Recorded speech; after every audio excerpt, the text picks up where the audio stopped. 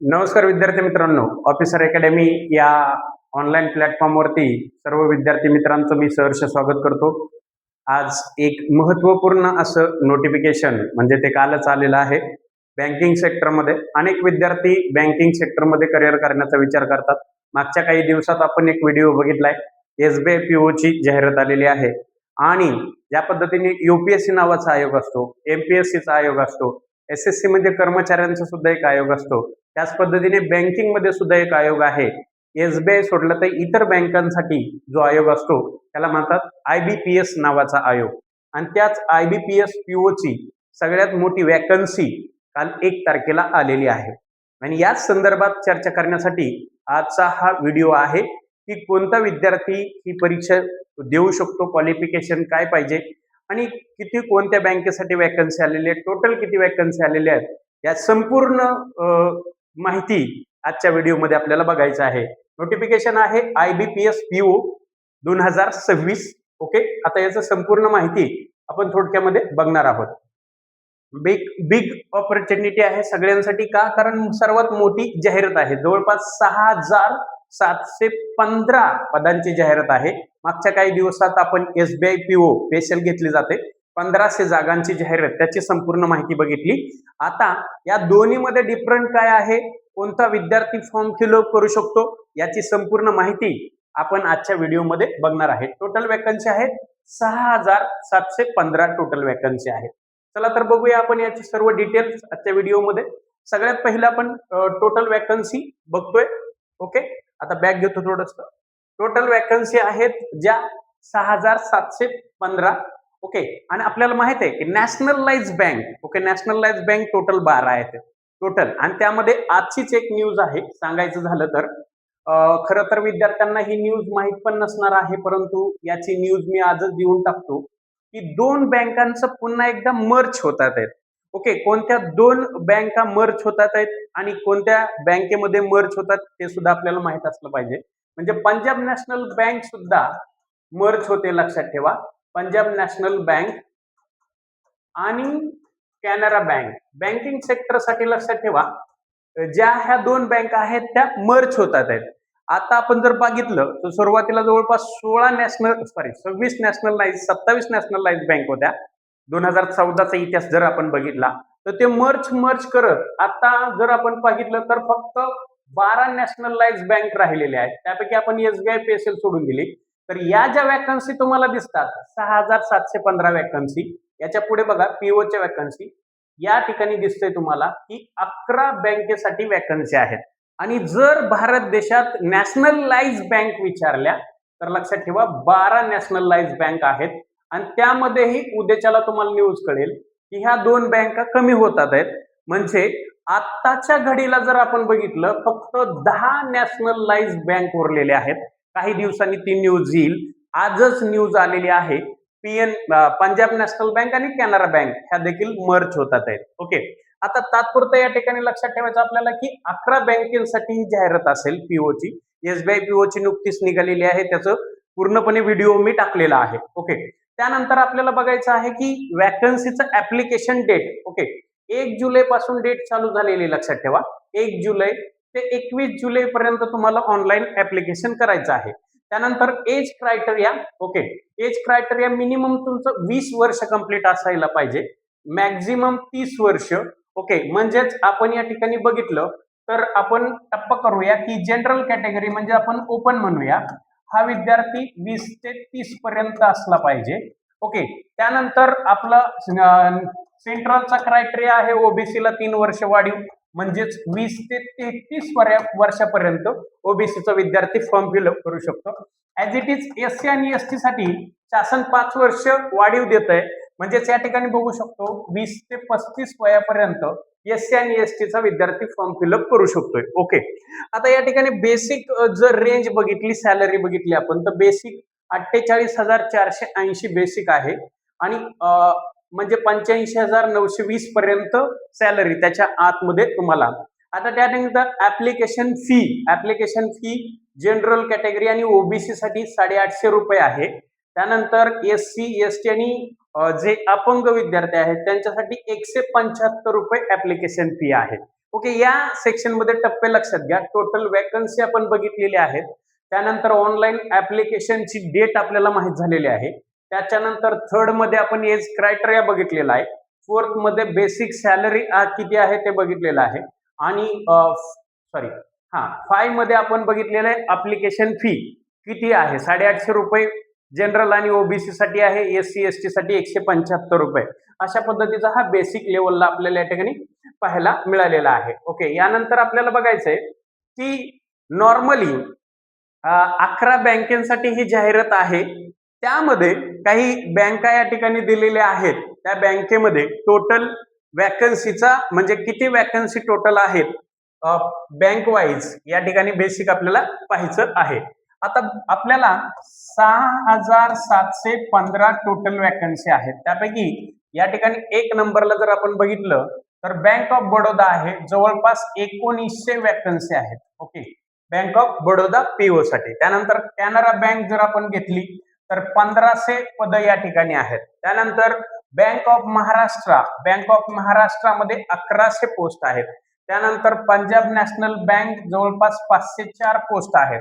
त्यानंतर other okay bank of India, सन central bank, IBI ह्यासाठी जवळपास 1711 पोस्ट आहेत. ओके, नॉर्मली हे जे दिलेलं आहे की कोणत्या बँकेमध्ये किती वॅकन्सी, आता वास्तविक आपण बघितलंय की ज्या पद्धतीने IBPS नावाचा आयोग आहे, हा आयोग काय करणार आहे, तुम्हाला प्रिलिम्स आणि मेन्स एक्झाम घेऊन सिलेक्टेड झालेले कॅन्डिडेट त्या बँकेप्रमाणे पाठवणार आहे. जसं UPSC फक्त परीक्षा घेत आहे आणि त्यानंतर जे निवड झालेले कॅन्डिडेट आहेत प्रत्येक राज्यानुसार जी मागणी केली जाते त्या पद्धतीने पाठवतो. त्याच पद्धतीचं काम हे IBPS नावाचा आयोग करतोय, हे देखील आपल्याला लक्षात ठेवायचं आहे.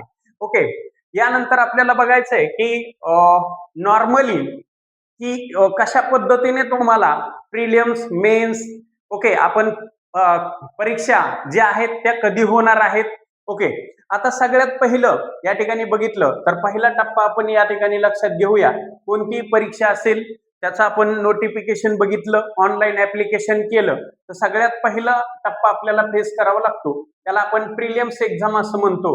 ओके, आता प्रिलिम्स एक्झाम जी आहे ती ऑनलाईन पद्धतीने CBT बेस त्याला टेस्ट म्हटलं जातं. तर 100 मार्काची ही परीक्षा होणार आहे, लक्षात ठेवा. हा पहिला टप्पा आहे. प्रिलिम्स एक्झाम ही तुमची 100 मार्काची होणार आहे. त्यानंतर ही जी परीक्षा आहे ती ऑगस्ट महिन्यात होणार आहे, हे लक्षात ठेवायचं आहे. लगेचच म्हणजे तुम्हाला खूप कमी वेळ मिळणार आहे, लक्षात असू द्या. त्यानंतर ऑक्टोबर महिन्यामध्ये तुमची लगेचच मेन्स एक्झाम होणार आहे आणि मेन्स एक्झाम सुद्धा ऑनलाईन असणार आहे. मेन्स एक्झाम जी आहे ती जवळपास 225 मार्काची मेन्स एक्झाम होणार आहे. हा दुसरा टप्पा आहे. त्यानंतर नोव्हेंबर आणि डिसेंबर महिन्यामध्ये तुमचं लगेचच काय होणार आहे, इंटरव्ह्यू होणार आहे. ओके, इंटरव्ह्यू होणार आहे. हा तिसरा टप्पा आहे.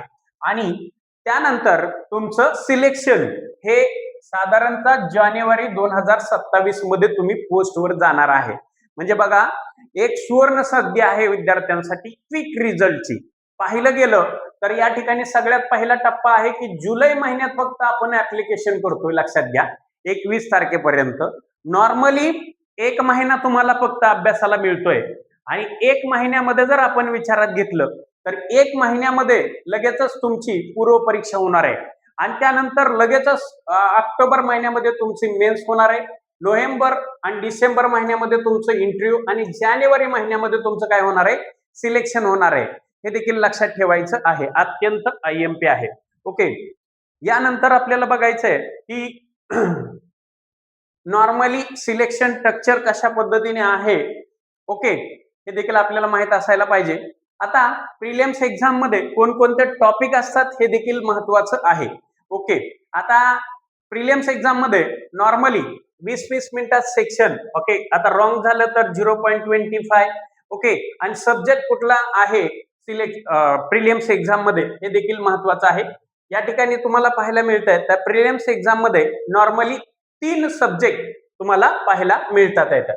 ओके, आता कोणते 3 सब्जेक्ट आहेत तर या ठिकाणी पाहू शकताय. इंग्लिश लँग्वेज आहे, 30 क्वेश्चन आहेत 30 मार्कला. त्यानंतर सेकंडरी आहे क्वांटिटेटिव्ह ऍप्टिट्यूड, म्हणजेच ज्याला आपण मॅथ म्हणतोय 35 क्वेश्चन आहेत 35 मार्कला, आणि तिसरा सब्जेक्ट आहे रिझनिंग म्हणजे बुद्धिमत्ता, 35 क्वेश्चन आहेत 35 मार्कला. ओके, टोटल तुमचे 100 क्वेश्चन होतील 100 मार्काला, आणि फक्त तुमच्याकडे 60 मिनिटं वेळ आहे, म्हणजे 1 तास वेळ आहे. ओके, अशा पद्धतीने ही प्रिलिम्स एक्झाम होणार आहे. हे देखील एक सर्वात महत्वाचा टप्पा आहे, लक्षात घ्या. ओके, प्रिलिम्स एक्झाम मध्ये 3 सब्जेक्ट, नॉर्मली एसबीआय पीओ ला सुद्धा जर आपण बघितलं तर याच लेवलला हा जी सब्जेक्ट तुम्हाला पाहायला मिळतात. ओके, प्रिलिम्स एक्झाम मध्ये 3 सब्जेक्ट. ओके, त्यानंतर नेक्स्ट आपल्याला फायनली मेरिट जे आहे ते इंटरव्ह्यू सिलेक्शन. आता मेन्स एक्झाम मध्ये आपण बघूया. दुसरा मेन्स एक्झाम मध्ये 170 क्वेश्चन. ओके, त्यानंतर काही रायटिंग स्किल तुम्हाला ठेवायचं आहे, आणि टोटल ही 225 मार्काची तुमची काय होणार आहे, मेन्स होणार आहे. ओके, 200. त्यानंतर आता सगळ्यात महत्वाचा मुद्दा आहे की एसबीआय पीओ असू द्या, आयबीपीएस पीओ असू द्या, ऑलमोस्ट सिलेबस जो आहे तो सेम आहे. विद्यार्थी हा ग्रॅज्युएट असला पाहिजे, नॉर्मली क्रायटेरिया आहे, आणि सिलेक्शन प्रोसिजर कशा पद्धतीने आहे तर सगळं दिलेलं आहे. आता या ठिकाणी बघितलं तर ऑनलाईन टेस्ट असतील, आपल्याकडे सगळ्या गोष्टी आहेत. ओके, फॅकल्टी दर्जेदार आहे.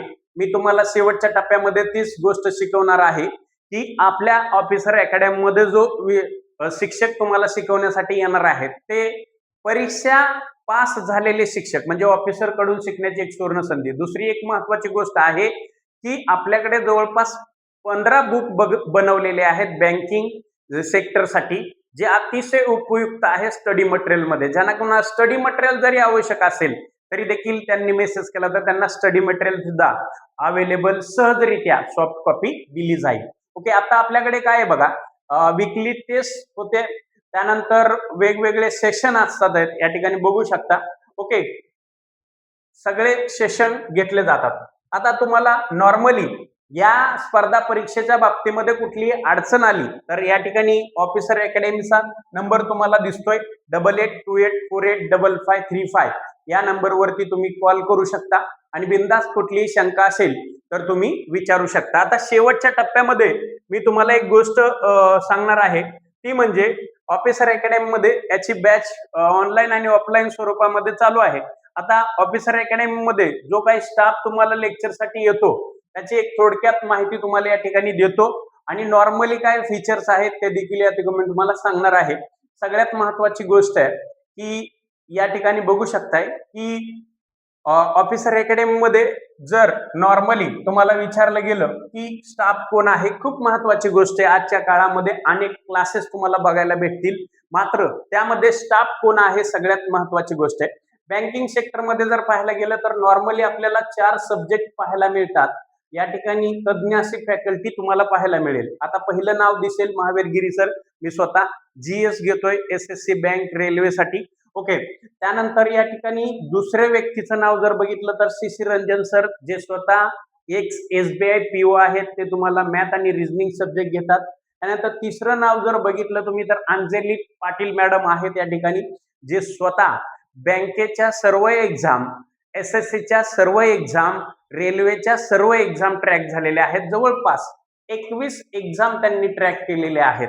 म्हणजे एसएससी बँकिंग आणि रेल्वे सेक्टरमध्ये जेवढ्या पण एक्झाम असतील, आणि सध्या देखील ते एसएससी सीजीएल जी टॉप लेवलची पोस्ट आहे ती मिळवलेली आहे, आणि सध्या ते ऑडिटर आहेत मुंबईमध्ये. ते देखील माझ्यासोबत जीएस घेतील काही सब्जेक्ट. या ठिकाणी इंग्लिश ग्रामर खान सर घेतील. ही तज्ञ फॅकल्टी तुम्हाला ऑफिसर अकॅडमी मध्ये पाहायला मिळेल. यानंतर तुम्हाला या ठिकाणी नॉर्मली फी घेतली जाईल, आणि सिलेक्शन झाल्यानंतर आता आपला फंडाचा आहे की विद्यार्थ्यांना आपण कशा पद्धतीने शिकवतोय. तर नंबर 1, त्याच्याकडून सध्या 50% फी घेतली जाते आणि 50% सिलेक्शन नंतर घेतली जाते. या व्यतिरिक्त काही विद्यार्थ्यांना समजा कल्याणमध्ये येणं शक्य नाही तर त्यांच्यासाठी ऑनलाईन बॅचेस सुद्धा आहे, ती सुद्धा कमी फी मध्ये. दुसरी गोष्ट आहे की आपण 30 टेस्ट देतोय, तेही तुम्ही घर बसल्या परचेस करू शकता. त्यानंतर 15 बुक आहेत. ओके, हे तुम्हाला मिळून जातील सॉफ्ट कॉपी, जे नॉर्मली प्राइस मध्ये, म्हणजेच तुमच्या वाट्यामध्ये म्हणजे विजयामध्ये आम्हाला कुठंतरी खारीचा वाटा उचलण्याची संधी मिळते. ही सगळ्यात महत्वाची गोष्ट आहे. जरी काही शंका असेल तर नक्कीच ऑफिसर अकॅडमी कल्याण या YouTube चॅनलला असेल किंवा स्वतः अकॅडमीमध्ये येऊन पर्सनली जरी विचारलं तरी चालेल. धन्यवाद. थांबतो या ठिकाणी. जय हिंद, जय महाराष्ट्र.